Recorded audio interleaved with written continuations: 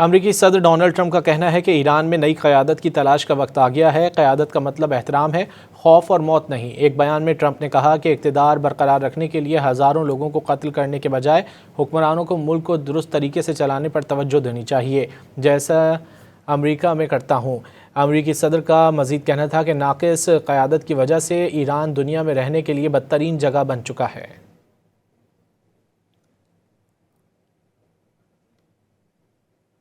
امریکی صدر Donald Trump کا کہنا ہے کہ ایران میں نئی قیادت کی تلاش کا وقت آ گیا ہے۔ قیادت کا مطلب احترام ہے، خوف اور موت نہیں۔ ایک بیان میں ٹرمپ نے کہا کہ اقتدار برقرار رکھنے کے لیے ہزاروں لوگوں کو قتل کرنے کے بجائے حکمرانوں کو ملک کو درست طریقے سے چلانے پر توجہ دینی چاہیے، جیسا امریکہ میں کرتا ہوں۔